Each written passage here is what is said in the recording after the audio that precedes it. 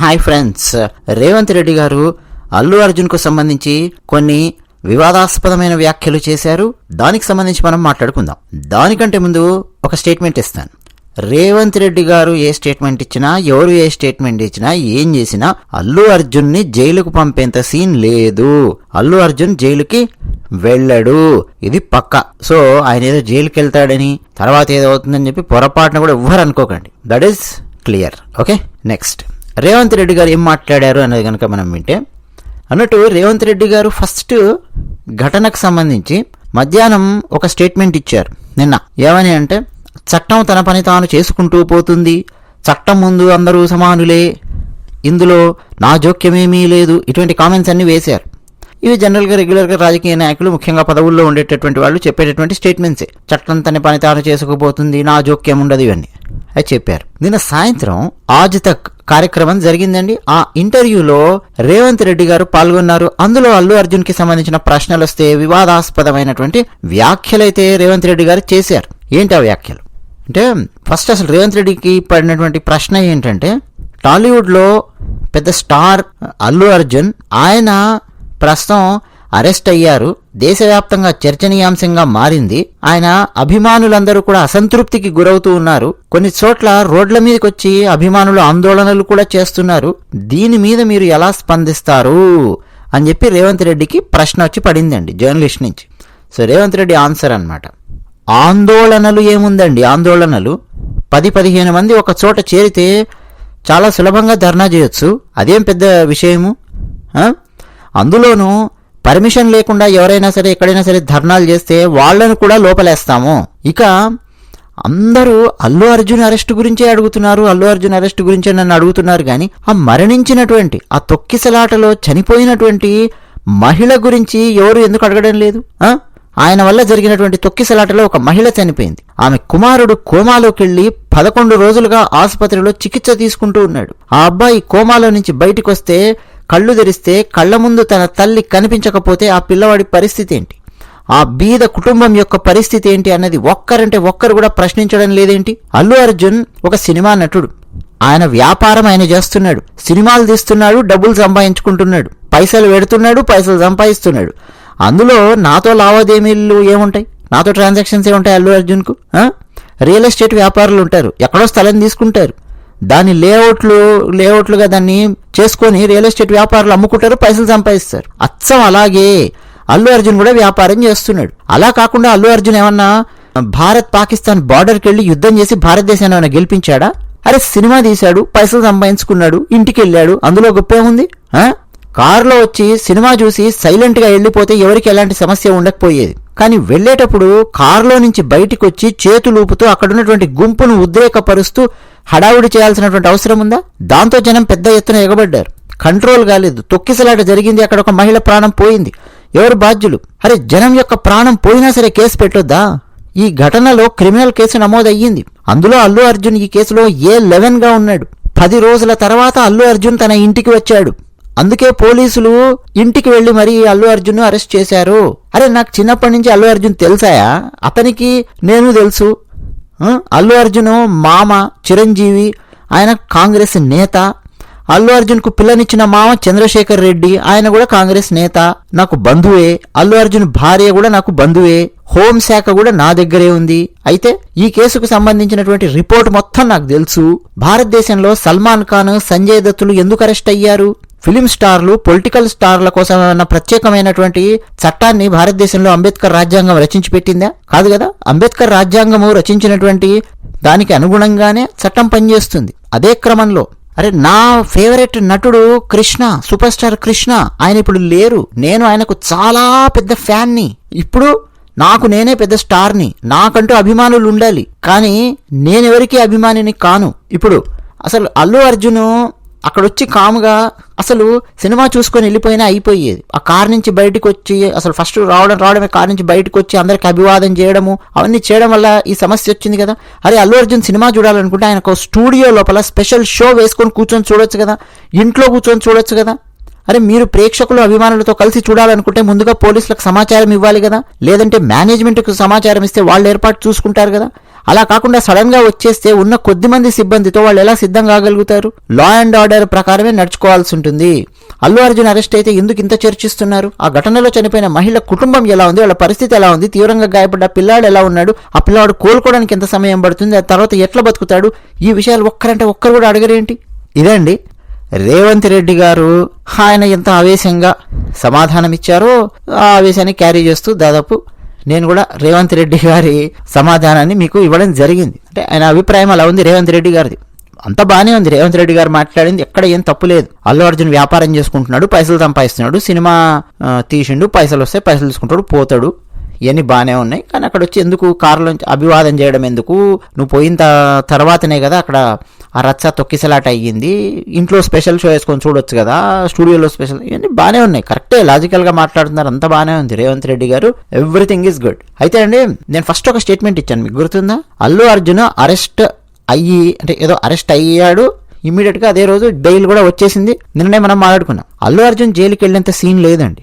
ఎందుకంటే రేవంత్ రెడ్డి గారు ఇప్పుడు ఇవన్నీ మాట్లాడారు, అంత బాగానే ఉంది. కానీ రేవంత్ రెడ్డి గారి మీద కూడా విపరీతమైన విస్తృతమైనటువంటి ఒత్తిడి ఉంటుంది. ఎందుకంటే చిన్న చిత్తక ఫ్యామిలీస్ కావు ఇవేవి కూడా. అల్లు అర్జున్ దాదాపు పుష్ప 2 సినిమాకి 300 కోట్ల రూపాయలు రెమ్యునరేషన్ తీసుకున్నాడు అన్నట్టుగా వార్తలు. ఆ అమ్మాయి హీరోయిన్ రష్మిక 15 కోట్ల రూపాయలు తీసుకుంటే దాదాపు 300 కోట్ల రూపాయలు రెమ్యునరేషన్ తీసుకునేంతటి పెద్ద స్టార్ స్థాయికి అల్లు అర్జున్ ఎదిగాడు.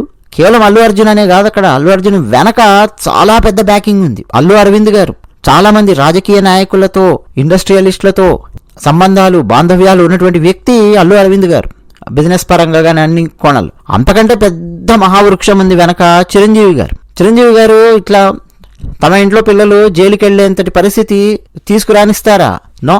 అసలు నిన్ననే అల్లు అరవింద్ గారికి ఆంధ్రప్రదేశ్ ముఖ్యమంత్రి చంద్రబాబు నాయుడు గారు ఫోన్ చేసి మాట్లాడారు. ఒకసారి ఇట్లా అల్లు అర్జున్ అరెస్ట్ అవుతున్నాడని తెలియంగానే అసలు ఏ రేంజ్ లో యాక్టివేట్ అయ్యారో చూడండి. సెలబ్రిటీస్ అందరూ నాని ట్వీట్ పెట్టాడు, ఆల్ ట్వీట్, వీళ్ళు ప్రతి ఒక్కరు రెస్పాండ్ అవ్వడం. కానీ వైఎస్ జగన్మోహన్ రెడ్డి గారు ఆయన రేవంత్ రెడ్డి ప్రభుత్వాన్ని తిడుతూ మాట్లాడడం అంటే ఇక్కడ ఎలా ఉందో చూడండి మీకు.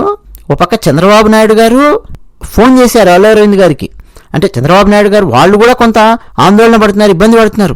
ఈక్వేషన్స్ చాలా ఉన్నాయి, పొలిటికల్ ఈక్వేషన్స్ చాలా ఉన్నాయి వెనక. ఒక పక్క జగన్మోహన్ రెడ్డి గారు ఆయన విమర్శ చేయడం, అంటే వైసీపీ టీడీపీ ఈ ఇద్దరు కూడా అల్లు అర్జున్ వైపు, అల్లు అరవింద్ గారి వైపు ఉండడం మనము స్పష్టంగా గమనించవచ్చు. అసలు అంతెందుకు అక్కడ వాదించినటువంటి లాయరు వైఎస్ఆర్సీపీ పార్టీకి చెందినటువంటి లాయర్ అని చెప్పి అంటున్నారు. తర్వాత పవన్ కళ్యాణ్ గారు, ఆయన ఆంధ్రప్రదేశ్ డిప్యూటీ సీఎం, ఆయన అల్లు అర్జున్ని పలకరించడానికి వెళ్ళారు, వాళ్ళ ఇంటికి వెళ్ళారు అన్నట్టు వార్తలు వచ్చాయి. ఇంకా మనకి దానికి సంబంధించిన ఫోటోలు అన్ని బయటికి రాలేదు, బట్ వస్తాయి, రేపు ఉదయం వచ్చేస్తాయి. చూడండి, పవన్ కళ్యాణ్ గారు అక్కడికి వెళ్ళారు, పరామర్శించారు, పలకరించారు, ఎన్ని వస్తాయి. మరో పక్క కేటీఆర్ గారు రేవంత్ రెడ్డిని విమర్శిస్తూ మాట్లాడడం మనం గమనించవచ్చు ఈ సంఘటనలో. అంటే టీఆర్ఎస్ వాళ్ళు సపోర్ట్ ఇస్తున్నట్టే. మరోపక్క తెలంగాణలో ఉన్నటువంటి బీజేపీ నాయకులు కూడా రేవంత్ రెడ్డి ప్రభుత్వాన్ని విమర్శిస్తూ మాట్లాడడం మనం గమనించవచ్చు. అంటే భారతీయ జనతా పార్టీ తెలంగాణ సపోర్ట్ కూడా ఇస్తున్నట్టే అల్లు అర్జున్ కు. సో ఇప్పుడు ఏంటి, Telugu Desam party support, YCP support, TRS support, BJP support, ఇక కాంగ్రెస్ అంటారా? అల్లు అర్జున్ మామ కాంగ్రెస్ లోనే ఉన్నారు, అధికారంలో ఉన్నది కాంగ్రెస్ పార్టీ, రేవంత్ రెడ్డి గారు, ఆయన దగ్గరనే హోమ్ మినిస్ట్రీ ఉంది.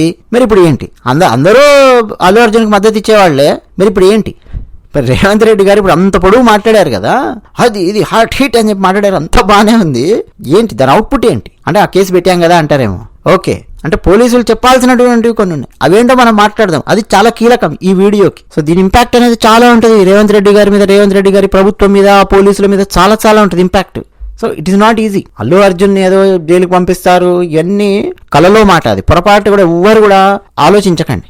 ఒక సానుభూతి అయితే డెఫినెట్ గా క్రియేట్ అవుతుంది. ఇప్పుడు అల్లు అర్జున్ మీద సానుభూతి క్రియేట్ అవుతుంది దీంతో. తర్వాత పోలీసులకు సంబంధించినటువంటి పనితీరు మీద రకరకాల క్వశ్చన్స్ వస్తున్నాయి. ఎందుకంటే కోర్టులో వాదించినటువంటి లాయర్ నిరంజన్ రెడ్డి గారు, అల్లు అర్జున్ తరపున వాదించినటువంటి లాయర్ ఏం చెప్తున్నారంటే, పోలీసులకు సమాచారము ముందుగానే ఇచ్చారు.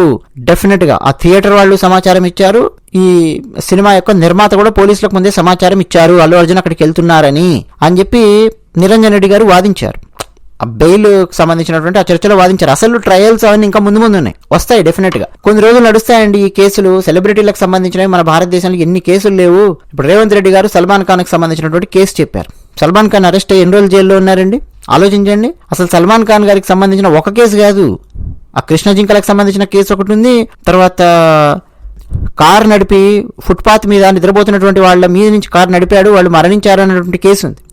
ఎంతసేపు మనోళ్ళు ఏంటంటే జానీ ఎల్ఎల్బి, సరే తెలుగులో సప్తగిరి ఎల్ఎల్బి, ఇట్లాంటి సినిమాలు తీసి చాలా సినిమాల్లో ఒక సంఘటనలాగా డైలాగుల్లాగా పెట్టి మీ పెద్దోళ్ళు ఇంతేరా, మా పేదోళ్ళ బతుకులు మీకు కనిపించవరా, ఇట్లాంటి డైలాగులు పెట్టి మొత్తాన్ని చప్పట్లు కొట్టించుకొని మళ్ళీ తిరిగి డబ్బులు దండుకోవడమే తప్ప సినిమా రంగానికి సంబంధించి సల్మాన్ ఖాన్ని ఎవరు జైలు వేశారు, ఏం చేశారు చెప్పండి? కృష్ణ జింకల కేసులో కానీ యాక్సిడెంట్కి సంబంధించిన కేసులో కానీ ఏమైంది? ఏం కాలేదు. సంజయ్ దత్ జైలుకి వెళ్ళాడు. సంజయ్ దత్ మీద పెట్టినటువంటి కేసు చాలా చాలా చాలా చాలా తీవ్రమైన కేసు. టాడా చట్టం, అతి భయంకరమైనటువంటి చట్టాలు కొన్ని తీసుకొని వచ్చారు. ముఖ్యంగా ముంబై 90స్లో జరిగినటువంటి పేలుళ్ళు, 93 పేలుళ్ళు ముంబై. ఆ తర్వాత చాలా చాలా కొత్త చట్టాలు మన భారతదేశంలో తీసుకురావడం జరిగింది. ఒక పెద్ద సంఘటన జరిగితే ఒక చట్టం తెస్తుంటారు చూడండి. రాజీవ్ గాంధీ గారు మరణించారు 91లో. ఆ తర్వాత ఒక ప్రత్యేకమైన చట్టం తెచ్చారు, ఒక ప్రత్యేకమైన గ్రూప్ క్రియేట్ చేశారు, స్పెషల్ ప్రొటెక్షన్ గ్రూప్ అని చెప్పి మన భారతదేశంలో. ఆ తర్వాత వాళ్ళ కుటుంబాలకు అందరికీ కూడా స్పెషల్ ప్రొటెక్షన్ గ్రూప్ని పెట్టి సోనియా గాంధీ గారి ఫ్యామిలీకి కోట్లాది రూపాయల డబ్బులు పోసినటువంటి పరిస్థితి. ఒక సంఘటన జరిగిందంటే దాని తర్వాత ఒక చట్టమో ఇంకేదో అమెండ్మెంటో తీసుకొస్తుంటారు. అట్లా ముంబై పేలుళ్ల తర్వాత తీసుకొచ్చినటువంటి రకరకాల చట్టాలు ఉన్నాయి. క్రమక్రమంగా వచ్చినటువంటి చట్టాలలో అందులో ఒకటి టాడా చట్టం. చాలా చాలా తీవ్రమైనటువంటి చట్టం. ఆ చట్టం కింద ఎవరైనా సరే అరెస్ట్ అయ్యాలనంటే బెయిల్ రావడం కాదు, అసలు బెయిల్ పిటిషన్ కూడా నువ్వు బెయిలేవు. అక్కడ బెయిల్ తీసుకొని వచ్చావంటే గెట్ లాస్ట్ అంటాడు జడ్జి. అంత సీరియస్ చట్టం అన్నమాట అది. డైరెక్ట్గా అతని ఇంట్లో తుపాకులు అవన్నీ దొరికాయి అతనికి. తర్వాత ఈ అండర్ వరల్డ్ వాళ్ళు ఉంటారు కదా, వాళ్ళకు ఉన్నటువంటి ఫోన్ కాల్స్, ఆ సంబంధాలు, మాటలు ఇవన్నీ కూడా బయటకు వచ్చాయి ఆ టైంలో. అందుకని చెప్పి అతన్ని కొన్ని రోజులన్నా సరే జైల్లో ఉంచగలిగారు. అంత పెద్ద తీవ్రమైనటువంటివి అన్నీ. సో దాంతో అసలు కంపేర్ చేయవలసినటువంటి అవసరం లేదు రేవంత్ రెడ్డి గారు. ఇప్పుడు అల్లు అర్జున్కి సంబంధించినటువంటి కేసు, అల్లు అర్జున్ ఏమి అక్కడ ఇన్స్టిగేట్ చేయలేదు ఎవరిని, అక్కడ చచ్చిపోండి తొక్కండి ఇన్స్టిగేట్ చేయలేదు. కాకపోతే అక్కడ ఏం సమస్య వస్తుందంటే తాను కాముగా వచ్చి ఎవరికి కనిపించకుండా కాముగా థియేటర్ లోపలికి వెళ్ళి ఉంటే తొక్కిసలాట జరిగేది కాదు. అట్లా రావడం వల్ల తొక్కిసలాట జరిగింది అన్నటువంటిది డెఫినెట్గా మనకు అక్కడ కనిపిస్తుంది. అంతెందుకండి, ఆమె మరణించినటువంటి వ్యక్తి రేవతి గారి భర్త కూడా ఆమె మరణించినటువంటి నెక్స్ట్ డే, ఆ తర్వాతి రోజు 2 రోజుల తర్వాత కూడా ఆయన మాటలన్నీ నేను విన్నాను, స్పష్టంగా విన్నాను. ఒక ఛానల్కి ఇంటర్వ్యూ ఉంటుంది, మీరు చూడండి. ఆ అమ్మాయి అంటే ఆ మరణించినటువంటి వ్యక్తి రేవతి గారి కూతురు, ఆ పాప మంచం మీద పడుకొని ఉంటుంది. పాపం ఆ పాపకి ఇంకా ఏం తెలియదు, తల్లి మరణించింది, అంత అర్థం చేసుకునేంత ఏజ్ కాదు కదా. మంచం మీద పడుకొని ఉంది. అదే మంచం మీద ఈ తండ్రి కూర్చొని ఉంటే ఒక లేడీ జర్నలిస్ట్ వెళ్ళి ఇంటర్వ్యూ చేస్తుంటే అక్కడ చెప్పాడు ఆయన, ఆ రేవతి గారి భర్త భాస్కర్ అనుకుంటా, ఆయన ఏం చెప్పారు, అల్లు అర్జున్ రానంత వరకు బాగానే ఉంది, కాముగా ఉంది, టికెట్లు ఇస్తున్నారు, తీసుకున్నారు, వెళ్ళిపోతున్నారు. ఎప్పుడైతే అల్లు అర్జున్ వచ్చాడో అప్పుడు అక్కడ ఒక గలాట అనేది, అంటే ఒక తొక్కిసలాట అన్నది ఏర్పడింది అని చెప్పి స్పష్టంగా చెప్పాడు. మనం క్రియేట్ చేస్తున్నటువంటి వార్తలు కాబట్టి మీరు ఏదో ఊహించుకోవాల్సినటువంటి అవసరం కూడా లేదు. క్లియర్గా ఆయనే చెప్పాడు, క్లియర్గా చెప్పాడు. ఇప్పుడు మళ్ళీ ఆయన ఏం మాట్లాడుతున్నాడు ఆయన అంటే, లేదు నాకు అసలు నేను హాస్పిటల్లోనే నాకు తెలియదు, అల్లు అర్జున్ అరెస్ట్ చేశారు ఇవన్నీ నాకు తెలియదు, ఆయనకు దీనికి ఏం సంబంధం లేదు, కావాలంటే నేను కేసు వాపస్ తీసుకుంటాను, అది ఇది అని చెప్పి ఇప్పుడు ఈయన మాట్లాడుతున్నాడు. సో ఇవన్నీ అండి కొన్ని కేసెస్ ఆ గ్రీవియన్స్ని బట్టి మనకు అర్థమైపోతూ ఉంటుంది. అవి ఎక్కడ దాకా వెళ్తాయి, ఏం జరుగుతుంది అనేది అసలు ఆ కేసు, ఆ సంఘటన చూడంగానే మనకు అర్థమైపోద్ది. మన భారతదేశంలో ఏ కేసులు ఎట్లెట్లా నడిచాయి, పాత కేసులు. మనం జస్ట్ కామన్ సెన్స్, మనం రెగ్యులర్గా మనము న్యూస్ చూసినటువంటి అనుభవాన్ని కనుక మనం అప్లై చేసి చూడగలిగితే ఏం జరుగుతుంది ఆ కేసు అనేది చాలా ఈజీగా అర్థమైపోతుంది. సో అల్లు అర్జున్ జైలుకి వెళ్ళడాలు అవన్నీ జరుగుతాయి అని అయితే నేను అనుకోను. ఇక తేలాల్సిన విషయం ఏంటంటే, పోలీసులకు ఇన్ఫర్మేషన్ ఇచ్చినా సరే పోలీసులు అక్కడ రక్షణ పెట్టలేదా, పోలీసులకు ఇన్ఫర్మేషన్ ఇచ్చిన తర్వాత కూడా లేదు బాబు మా వల్ల కాదు నువ్వు రాకు అని చెప్పి పోలీసులు చెప్పారా, ఏంటి అనేది తేలాల్సింది. ఎందుకంటే కొన్ని ఛానల్స్ లోపల వీళ్ళు ఉత్తరం రాశారు అని చెప్పి ఒక ఉత్తరాన్ని బాగా వైరల్ చేసే ప్రయత్నం చేస్తున్నారు. ఓకే, ఆ ఉత్తరం ఎక్కడి నుంచి వచ్చింది, పోలీసులకు ఇచ్చారా? మరి పోలీసులకు ఇస్తే ఆ సంఘటనకు బాధ్యులు అని చేసి డెఫినెట్గా అక్కడ ఎవరైతే ఉన్నారో పోలీసులు, ఇంక్లూడ్ కమిషనర్కో ఎవరికో అందుతుంది. వాళ్ళని సస్పెండ్ చేయాల్సినటువంటి అవసరం ఉంది. ఫస్ట్ వాళ్ళని సస్పెండ్ చేసి వాళ్ళని ప్రాసిక్యూట్ చేయాల్సినటువంటి అవసరం ఉంది. ఏదో అల్లు అర్జున్ని వదిలేశారు, కేసు మాఫీ అయిపోయింది 6 నెలలకో 1 year తర్వాత అంటే కుదరదు. అర్థమవుతుందా? ఎందుకంటే అక్కడ ఆమె మరణించారు అని అంటే ఆ మరణించినటువంటి వ్యక్తి యొక్క ఆ పాపం ఎవరిది, ఎవరు అనుభవించాలి ఆ శిక్ష అనేది డెఫినెట్గా ఒకరికి పడి తీరాల్సిందే. ఊరికే మరణించలేదు కదా ఆమె, తన ఇంట్లో తాను కూర్చుంటే మరణించలేదు కదా, బయటికి వచ్చింది కదా ఆమె. అది సహజమైనటువంటి మరణం కాదు కదా తొక్కిసలాటలో మరణం అంటే. మరి తొక్కిసలాటలో మరణం జరిగినప్పుడు ఆ మరణానికి బాధ్యులు ఎవరు, ఆ మరణానికి కారకులు ఎవరు, వాళ్ళని ఐడెంటిఫై చేసి ఖచ్చితంగా తీవ్రంగా శిక్షించాల్సినటువంటి అవసరం ఉంది. ఒకవేళ అల్లు అర్జున్ లాయర్ వాదిస్తున్నది నిజమే అయితే, అలాగే ప్రస్తుతం టీవీ ఛానల్స్లో కొంత ఒక లెటర్ని వైరల్ చేస్తున్నారే, ఆ లెటర్ కనుక నిజమే అయితే, అంటే పోలీసులకు ముందే ఇన్ఫర్మేషన్ ఇచ్చారు వీళ్ళు అన్నది కనుక నిజమే అయితే, ఎవరెవరు పోలీసులు ఉన్నారో మొత్తం తీసుకొచ్చి వాళ్లను ఖచ్చితంగా బాధ్యుల్ని చేయాలి. ఆ రెస్పాన్సిబిలిటీ ఎవరి మీద వస్తుందో తెలుసా? ఫైనల్గా రేవంత్ రెడ్డి గారి మీద వస్తుంది. ఎందుకంటే ఆయన ప్రభుత్వంలో పోలీసు వ్యవస్థ ఇలా ఏడ్చింది అని చెప్పి ప్రజలు తిట్టుకుంటూ రేవంత్ రెడ్డి గారి మీదకి వస్తుంది. అది డెఫినెట్గా లేదు, పోలీసులు కరెక్ట్గానే చర్యలు తీసుకున్నారు, పోలీసులకు ఎటువంటి ఇన్ఫర్మేషన్ ఇవ్వలేదు అల్లు అర్జున్ కానీ థియేటర్ వాళ్ళు కానీ అని చెప్పి స్పష్టంగా పోలీసులు బల్లగుద్ది వాదించి ప్రూవ్ చేయగలిగారనుకోండి, అప్పుడు డామ్ షూర్గా అండి యువతల వాళ్ళకి ఏమేమి శిక్షలు పడాలో దాంట్లో ఉన్నటువంటి ఆ పార్టిసిపేషన్ని బట్టి ఇంపాక్ట్ని బట్టి ఆయా శిక్షలు పడే ఛాన్స్ ఉంటుంది. కొంతమందికి జైలు శిక్షలు, కొంతమందికి ఫైన్లు, ఏమేమి పడాలో అవన్నీ పడే ఛాన్స్ ఉంటుంది. అంతేకాదు తప్పుడు లెటర్స్ వైరల్ చేసినటువంటి వాళ్ళు ఎవరైతే ఉన్నారో వాళ్ళ మీద, ఆయా టీవీ ఛానల్స్ మీద, మీడియా సంస్థల మీద పోలీస్ డిపార్ట్మెంట్ ఖచ్చితంగా చర్య తీసుకోవాల్సినటువంటి అవసరం ఉంది. కొన్ని లెటర్స్ ఇవన్నీ వైరల్ అవుతున్నాయి కదా, పోలీసుల యొక్క పనితనాన్ని క్వశ్చన్ చేస్తూ ఉన్నాయి. తెలంగాణ పోలీసుల యొక్క పనితనాన్ని క్వశ్చన్ చేస్తున్నాయి అన్నమాట. 1-2 పెద్ద మెయిన్ స్ట్రీమ్ న్యూస్ ఛానల్స్లో వేస్తూ ఉన్నారండి. ఇగో ఆల్రెడీ లెటర్ ఇచ్చారు పోలీసులకు, ఫలానా 9:30కి అక్కడికి వస్తాను అని చెప్పి, ఆ సంధ్యా థియేటర్లో సినిమా చూడడానికి అల్లు అర్జున్ వస్తాడు అని చెప్పి పోలీసులకు ముందే ఇన్ఫర్మేషన్ ఇచ్చారు అన్నట్టుగా ఒక లెటర్ వైరల్ అవుతోంది. అది నిజమా కాదా ముందు పోలీసులు కూడా మాట్లాడాలి. అవునండి మాకు ఈ లెటర్ అందింది, అయినా సరే మేమే చర్యలు తీసుకోలేదు అని చెప్తారా? అవునండి మాకు ఈ లెటర్ అందింది, లెటర్ అందిన తర్వాత మేము కూడా ఈ రిప్లై ఇచ్చాము, నువ్వు రాకు అని చెప్పి రిప్లై ఇచ్చాము అని చెప్పి సమాధానం చెప్తారా? ఈ లెటర్ తప్పుడు లెటరు, అబద్ధమైనటువంటి లెటరు, ఈ లెటర్లో నిజం లేదు, దీన్ని వైరల్ చేస్తున్నారు, వైరల్ చేసినటువంటి వాళ్ళందరి మీద కూడా మేము ప్రత్యేకమైనటువంటి కేసులు పెడుతూ ఉన్నాము, వాళ్ళ మీద చర్యలు తీసుకుంటున్నాము అని చెప్పి పోలీస్ డిపార్ట్మెంట్ వాళ్ళు చెప్తారా అన్నది చెప్పాల్సినటువంటి అవసరం ఉంది ఇప్పుడు ఖచ్చితంగా. ఎందుకంటే పోలీసులకు కూడా అండి ఇది ఒక ఇజ్జత్ కా సవాల్ అన్నమాట. అల్లు అర్జున్ని అరెస్ట్ అవుతాడా, అల్లు అర్జున్ని జైలు వేస్తారా, వాళ్ళని అరెస్ట్ చేస్తాడా, వీళ్ళని అరెస్ట్ చేస్తారా కాదు క్వశ్చను. పోలీసుల యొక్క క్రెడిబిలిటీ మీదికి వచ్చింది. ఇప్పుడు ఈ మధ్యంతర బెయిల్ పిటిషన్ మూవ్ చేసేటప్పుడు వచ్చినటువంటి ఆ ఆర్గ్యుమెంట్స్ కనుక మీరు కోర్టులో జరిగిన ఆర్గ్యుమెంట్స్ కనుక మీరు ఫాలో అవుతే పోలీసుల యొక్క ఇంటిగ్రిటీని డైరెక్ట్గా క్వశ్చన్ చేస్తున్నట్టుగా కనిపిస్తోంది అండి అది. సో పోలీసులు ఖచ్చితంగా దీని మీద స్పందించి తీరాల్సినటువంటి అవసరం ఉంది. ప్రజలందరికీ ఈ విషయం పట్ల నిజానిజాలు తెలియజేయాల్సినటువంటి అవసరం ఉంది. బట్ ఆమె మరణాన్ని మాత్రం అండి ఇక ఏదో రకంగా మసిపూసి మారడిగాయ చేసి కాలం గడుస్తున్నా కొద్దిగా అందరూ మర్చిపోయి మళ్ళీ అది కూడా శతకోటి కేసుల్లో అదొక కేసులాగా కాలగర్భంలో కలిసిపోతుందా లేదా అనేది మనకు తెలియదు. అది భవిష్యత్తు నిర్ణయిస్తుంది. ఒక కంట గమనిస్తూ ఉండండి. మీరు అల్లు అర్జున్ ఫ్యాన్సా, రేవంత్ రెడ్డి గారి ఫ్యాన్సా, పవన్ కళ్యాణ్ గారి ఫ్యాన్సా, టీడీపీయా, వైసీపీయా, కాంగ్రెస్సా, బీజేపీయా, ఇవి సంబంధం లేదు. భారతదేశంలో చట్టం ఏ విధంగా అమలవుతోంది, ఎట్లా వెళ్తోంది, ఒకరు మరణించారు, అసహజమైనటువంటి మరణం ఉంది అంటే అది ఎవరి అకౌంట్లోకి వెళ్ళింది ఆ మరణమో, ఎవరు బాధ్యులు అన్నటువంటి తేల్చాల్సినటువంటి అవసరం ఉంది. అవునా కదా? అది తేలుతుందా లేదా అనేది మీరు గమనిస్తూ ఉండండి. ఈ కేసు ఎట్లా వెళ్తుంది, ఈవెన్ 5 ఏళ్ళు అవుతుందా, 6 ఏళ్ళ, 7 ఏళ్ళ, 10 ఏళ్ళు అయినా సరే అబ్జర్వ్ చేస్తూ ఉండండి, ఏం జరుగుతుందో మీకు అర్థం అవుతుంది. ఓకేనా? అది విషయం. ధన్యవాదాలు.